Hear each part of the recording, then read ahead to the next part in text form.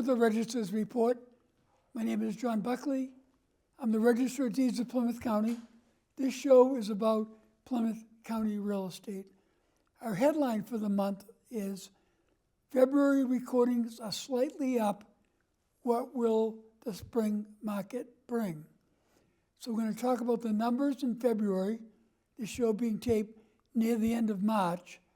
And I have a great guest on the second segment of the show, Jay Gormley, who is a local builder.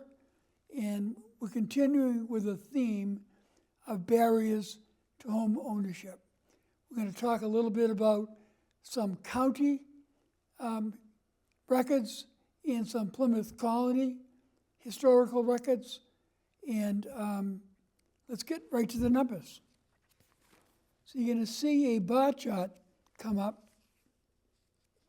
And although the real estate market still is kind of slow, there are 421 deeds recorded in February, less than the 513 in January, but 1% more than last year's February's 414 deeds.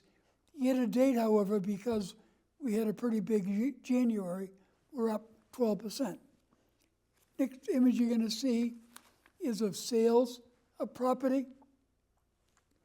We have 27 communities in Plymouth County, alphabetically from Abington to Whitman.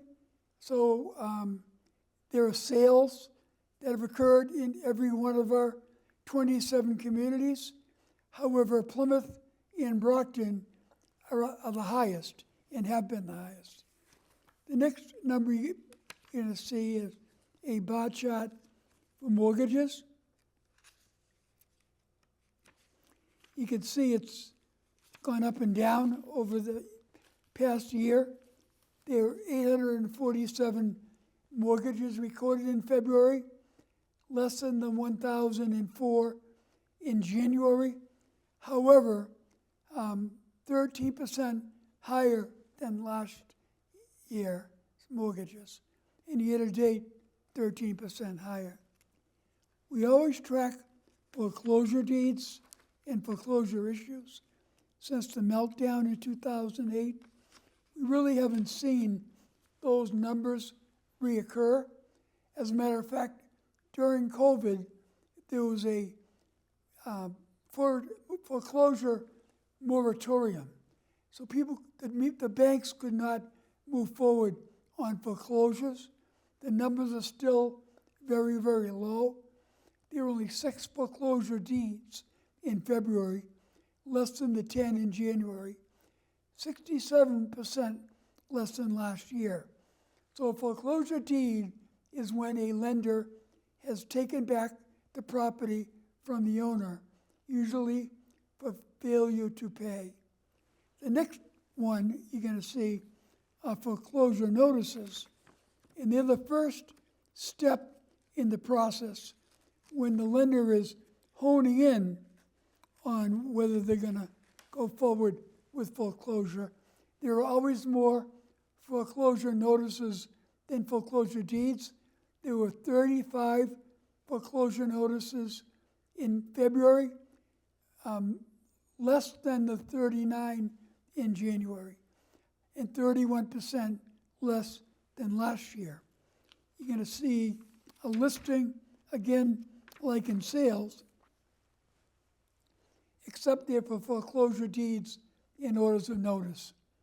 As you can see, there are still a lot of zeros there, meaning that in those towns, no orders of notice were entered or no foreclosure deeds were entered. Please be aware, a lot of people are concerned about property fraud. It's much overstated. It really occurs, and unfortunately, usually occurs within family members. However, we offer a free property fraud alert.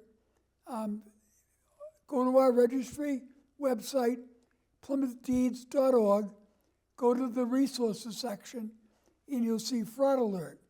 Click on that, put in your name and your email, and anything that gets recorded against your name, you will get an email back saying something's been recorded, and you can check it out. Now, if your name was John Smith or Paul Jones, it's more likely that there are documents recorded because it's a common name, but it's always a great way to see and a great way to protect your property. For most people, their home is their most valuable asset. So we're going to see Jay Gormley come into the show next. He's a repeat guest. We'll be talking about barriers to home ownership from a builder's perspective. So I'll see you next segment. Welcome back to the Registered Report. My name is John Buckley. This show is about Plymouth County real estate. In this segment of the show, we've had many people involved in the real estate community, surveyors, appraisers, many realtors, and I've had builders over the years. I've had a fellow by the name of Jay Gormley and Richard Rosen, who appeared together a few times. Yep. But Jay is with me today. I am continuing a theme that I think is important, barriers to home ownership. And I know the building community's facing challenges right now, Jay. There are many challenges right now. First of all, I think home ownership and buying and building a home is a wonderful thing if you can. Mm-hmm. I think the challenges at the moment is the uncertainty that's happening across the board. Not only with the interest rates, which are a little bit higher than people were used to a few years ago. I think one of the other barriers is the amount of inventory that's available. Okay. It's very limited right now, not only for the sellers who are a little cautious to put their homes on the market because they're not sure where they can go, and also if they are refinancing, a lot of times their current home interest rate is a lot lower than what they might get out in the open field. And I think one of the other thing is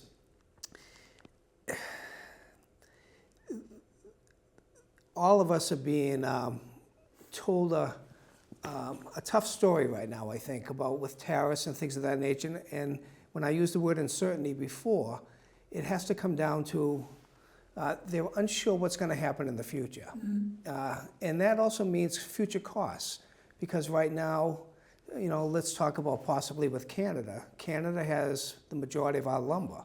So if the tariffs go up any further, people are just unsure what to do. Should they buy now? And it's a tough decision. Yeah, so I would expect, I know you built a lot of homes in the Bridgewater area over the years. Yes, sir. And so you start from the ground, they put the foundation in and you go from there.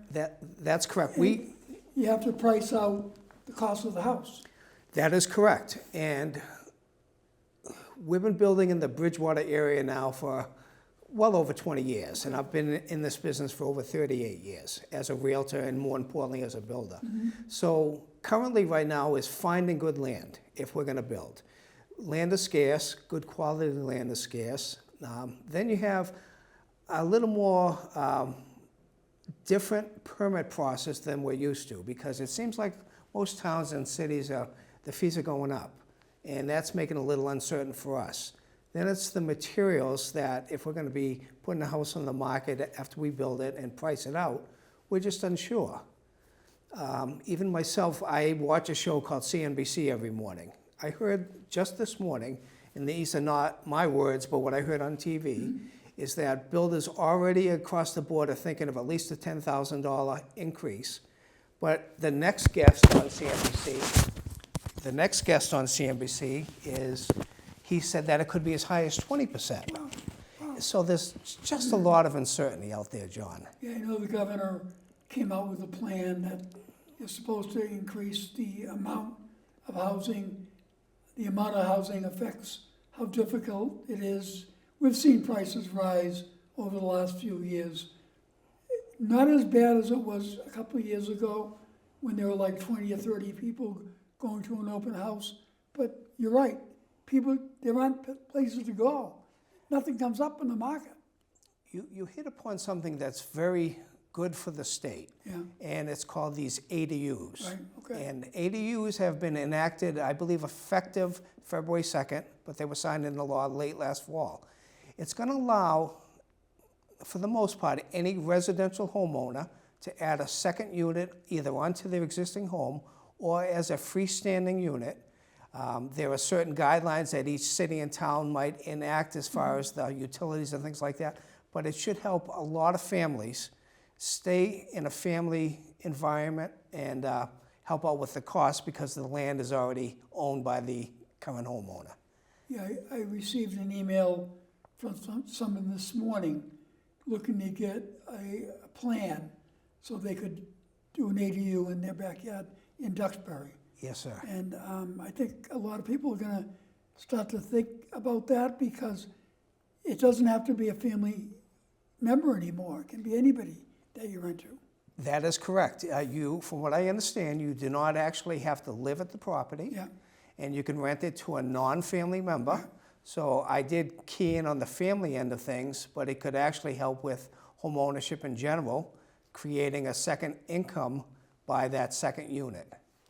So related to what you and I are talking about, even though the law has changed, the cost of building that unit the connected unit or separate unit has gone up by 10 to 20% in the past 6 months.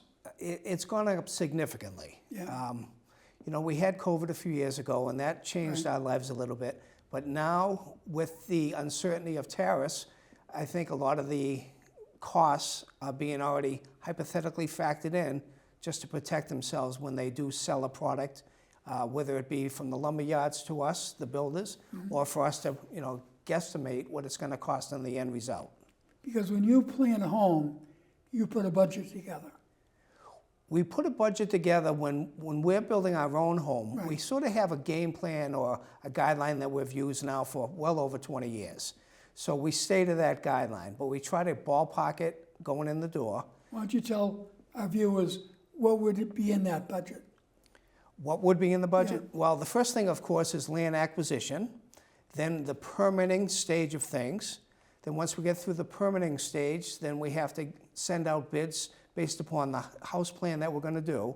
So that would go out to the foundation gentleman, it would go out to the framer, roofing, windows and doors, get a lumber budget, cabinet budget, finished carpenter, flooring, appliances, lighting, and those are just some of the things there. Yeah.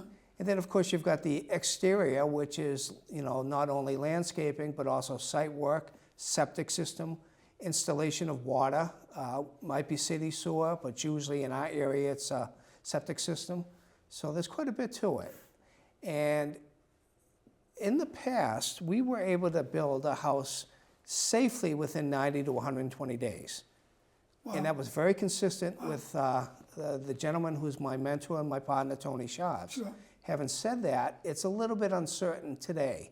So we're being a little bit more cautious on what we represent as a time frame. So where has the timeline changed? The timeline has changed sometimes with the subs and also the permit process. We could usually do a permit somewhere in maybe 2 to 3, maybe 4 weeks. You've got different guidelines now. One of them is called the Stretch Energy Code, which is good for the consumer. Having said that, to keep the energy costs down, keep it energy efficient. But it's a little bit longer to go through the permit process because that's about the first thing we need to get in order to go forward from there. Mm-hmm. And then there are things within that NG. Most towns and cities want you to have what's called an EV hookup for a future car. So that is a 50 amp.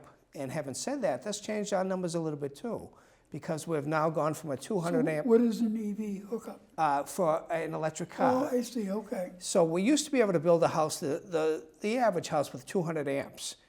Just with that introduction right there, we've now usually go up to a 400 amp panel. Okay.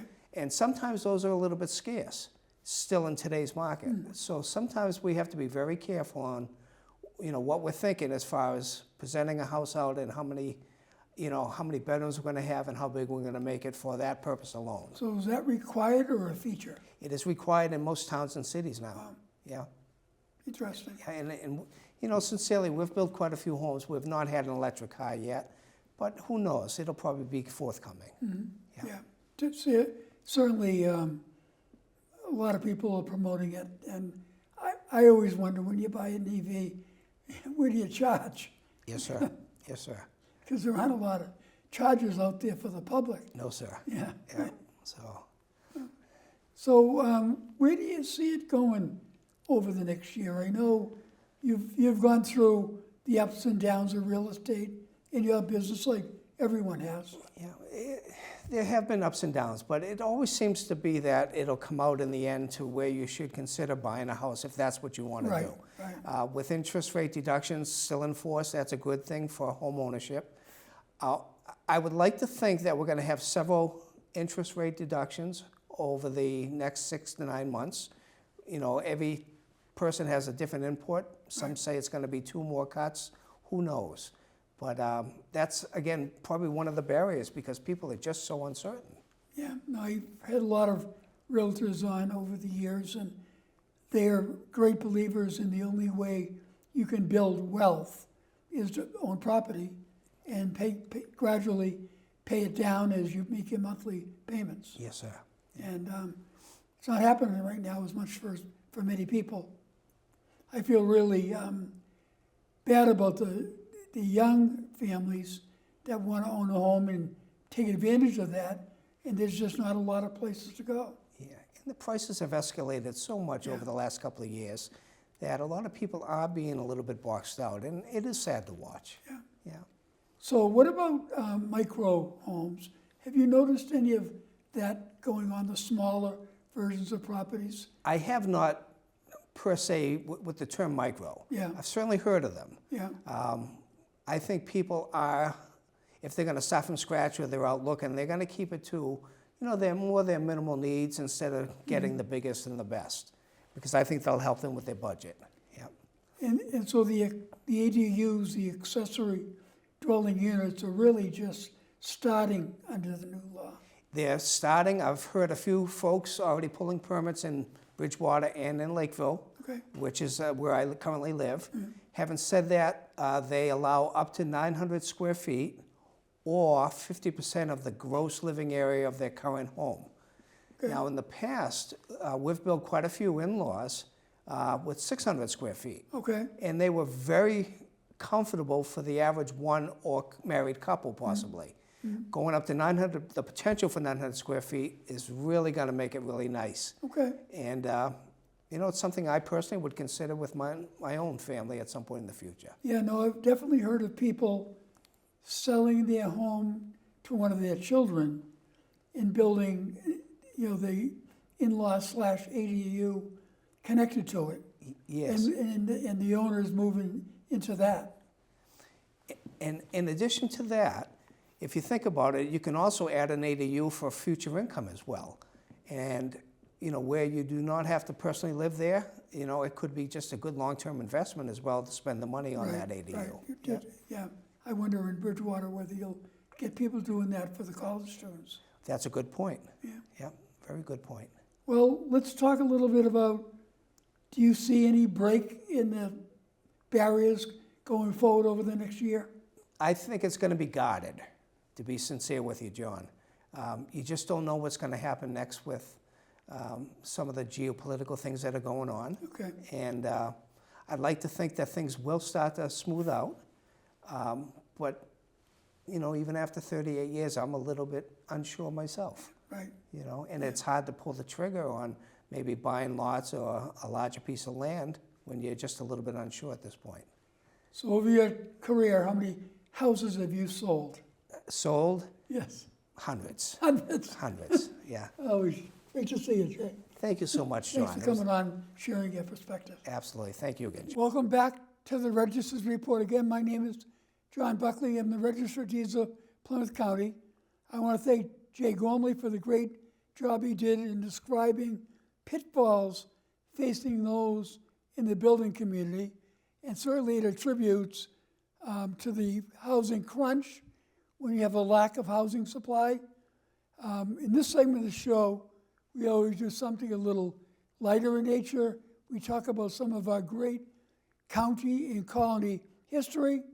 The holidays for the month: Mardi Gras was the 4th, Ash Wednesday was the 5th, National Oreo Day the 7th, Daylight Savings Time began on the 9th, St. Patrick's Day was the 17th, and the beginning of spring was the 20th.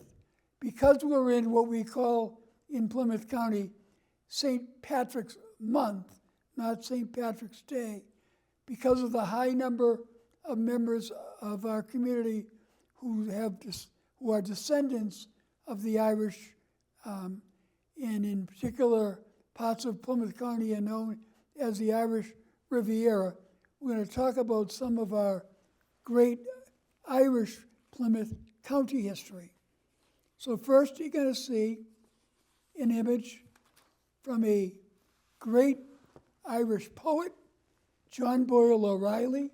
He was a very famous Irish patriot. He was born in County Meath, Ireland, enlisted in the British Army, was convicted of siding with the Irish when he was in that army, and sentenced to death. His death sentence was commuted. He was sent to Australia to a penal colony in West Australia. He escaped from that, came to America, became the editor of the Boston Pilot, and then became a great, well-known Irish-American poet. He purchased property in Hull. A lot of the Irish in Boston summited in Hull, and knocked that down and rebuilt it. It is now the site of the Hull Public Library. He's a very well-recognized person. There's a statue in his honor in the Fenway section of Boston, created by the sculptor Daniel Chester French, who was involved in the Abraham Lincoln statue. The next Plymouth County notable record is a guy by the name of John L. Sullivan. So a lot of people are looking at the days of boxing, when we just lost one of our great boxers, George Foreman. And John L. Sullivan, in his day, was the best boxer in the world. He was the first modern heavyweight boxing world champion. He fought in the bare knuckle days, and he was known as the Boston Strong Boy, and he was born to Irish immigrant parents, but he was known for fighting under the bare knuckle rules, and he fought a 75-round bare knuckle fight with Jake Kilrain, and it would be the last significant bare knuckle fight in boxing before they went to gloves.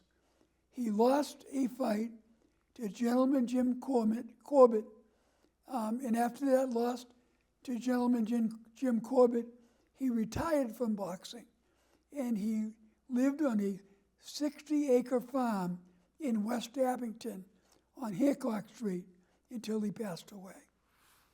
And the next Plymouth County notable record is a fellow that's an interesting person, James Kilroy. Many people have heard the saying, Kilroy was here, and it came from James Kilroy. It was a slogan that people carried with them in World War II, but it came from his work as a rivet checker in the Fore River shipyard, where they built ships.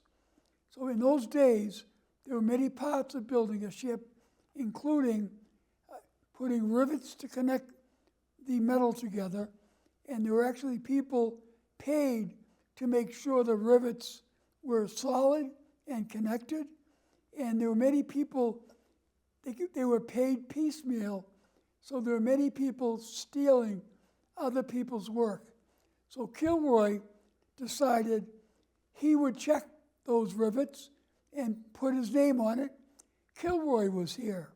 And that slogan caught the interest of thousands of Americans who rode in those ships to Europe, and they spread that in taverns and throughout Europe, and that's how the recognition of Kilroy became a slogan for all that was right with America.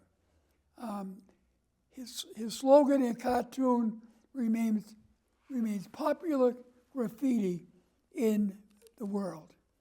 So our Plymouth colony record that we've talked about every month since the Plymouth 400 several years ago relates to one of the first liquor stores in America.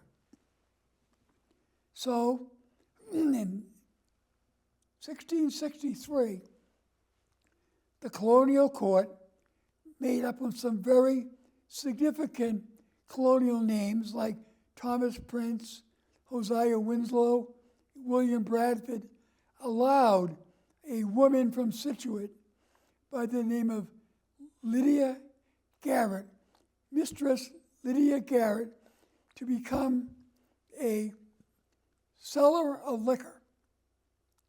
They voted for her to have the liberty to sell strong liquors in regard to that town as a necessity for individuals to buy those liquors. Of course, there were very strict rules at the time. You couldn't sell or drink liquor on the Sabbath, and there were great punishments for those that did that. But those were interesting times when a lot of our laws were developed. So I want to thank Luna Green Baker and Christine Richards who helped me put this show together, Michelle Hebsche here at Brockton Cable Access, and an intern by the name of Casey Mackin was here today from Massasoit, helping Michelle out, helping me put our show together. For most people, their real estate is your most valuable asset. We try to help you keep up with it, and I advise you always to be vigilant about your property. We'll see you next month.